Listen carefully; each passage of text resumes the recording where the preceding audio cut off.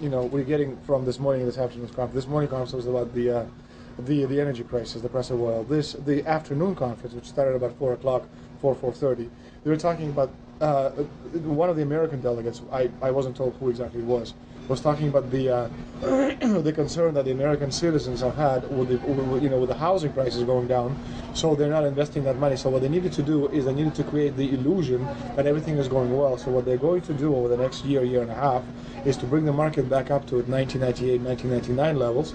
They're going to get all the suckers to invest whatever little money they have left over, and that's when they're going to make the economy bottom drop out. They need to destroy the economy, because as we're running out of oil, when people don't travel, at least that's what they're saying, when people don't travel, when people don't have money, they don't travel, they don't spend any money, which means you don't waste a lot of oil and natural gas. That's the afternoon. So how does this source, just ballpark, so you have the sources. Well, actually, there are two people who are members of the Bilderberg Club. It's actual members. They're members of the Bilderberg Club who, for years and years and years, have been going and participating in all the conversations. They've always been dead on, always. And last year they said the oil prices are going to go up to 150. At the time it was 39, went up to 76, basically doubled. If it doubles again, it's going to be back to where these people say. They attack Iran and will it?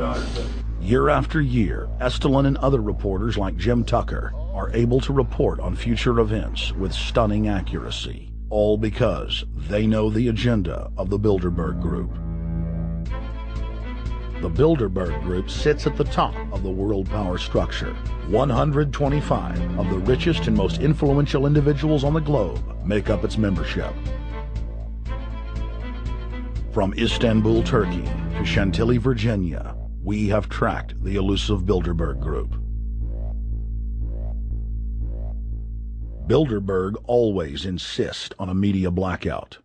By June of 2008, we had already figured out that Barack Obama was the elite's puppet of choice. The national media claimed that during the weekend the Bilderberg Group was scheduled to meet, that Obama had speaking engagements set for Chicago and the Midwest. We knew better. In a classic bait-and-switch, the Obama campaign told the press corps to get on Obama's campaign plane, and that Obama would join them on the flight to Chicago. Campaign staff then slammed the door shut. The fawning press had been shanghaied as Obama's campaign aircraft lifted off without Obama. Robert, why were we not told about this meeting and that the senator wouldn't be on our flight until the doors were shut and we were about to taxi to take off? Again,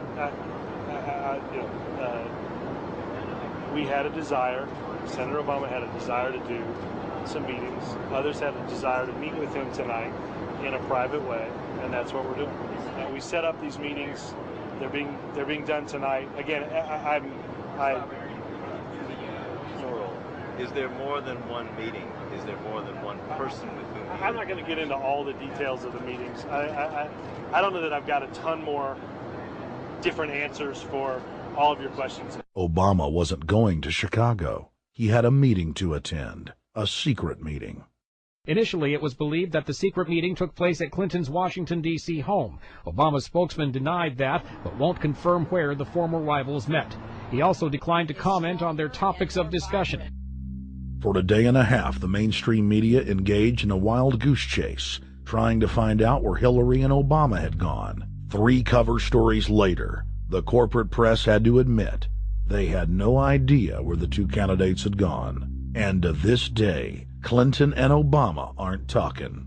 Plenty of sources knew about this meeting, told us and others that it was at Hillary Clinton's house, but clearly it wasn't. In 2008, the trail led us to the Westfields Marriott Hotel, right outside Washington, D.C. We just flew into Washington, D.C. We're driving to the Westfields Marriott. Tomorrow, the hotel's closed throughout the week, into the weekend for the Bilderberg Group meeting. We're going to check in the night before. They're going to kick us out tomorrow. So we're going directly into the belly of the beast. The hotel will be filled with at least 5 spy agencies: CIA, Defense Intelligence, Mossad, European Union Security. We checked into the Westfields Marriott 48 hours before hotel guests were scheduled to be thrown out ahead of the annual meeting. The building was nestled in the heart of the military-industrial complex, with the National Reconnaissance Office and Raytheon just a stone's throw away.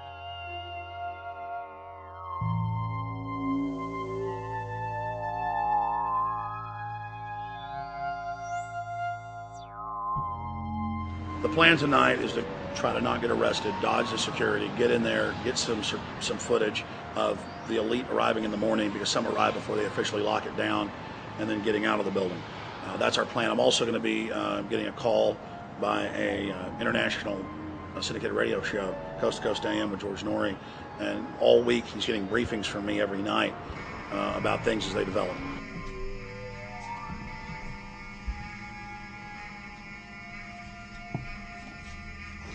George, we're sitting here in the room. As the phone rings with your producer, Tom Danheiser, to put me on, the fire alarm goes off. So everybody is exiting the building. I know this is a setup. They timed it exactly when this happened. Open the door. I want them to hear the fire alarm. Open the door. I want people to hear this live to the 16 million people listening.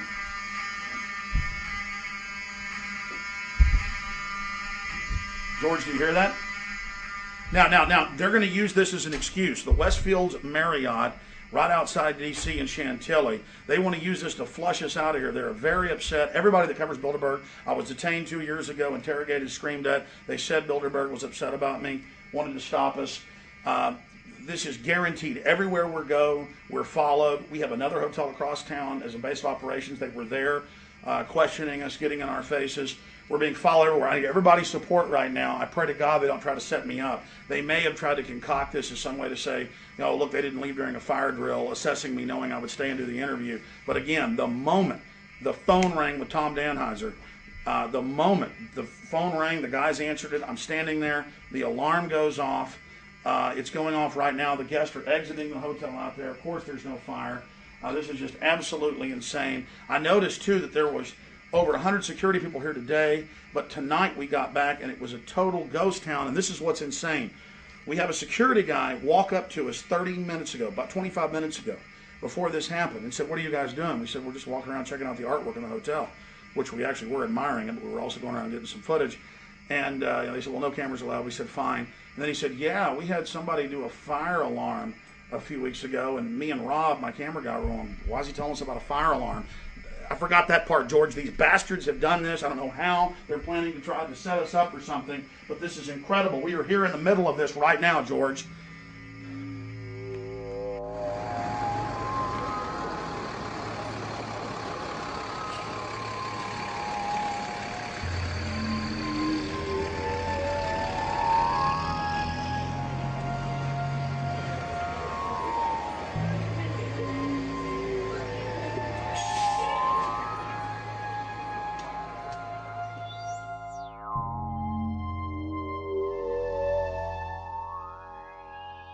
Hey, stay there. Keep it locked.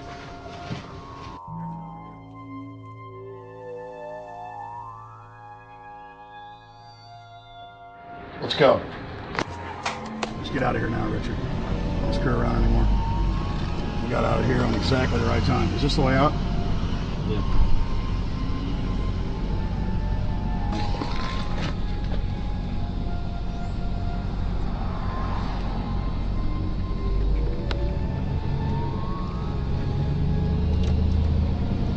Got a car right behind us.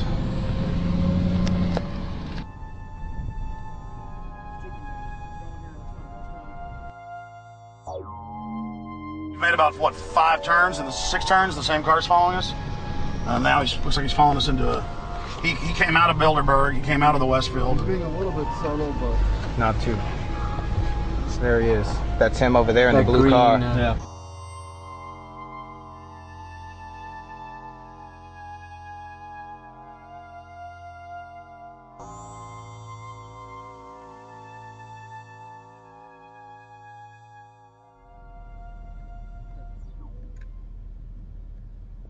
We're headed back to the Marriott here in Chantilly, Virginia, the scene of Bilderberg 2008. We successfully infiltrated the last day and a half inside, got out with some great stuff.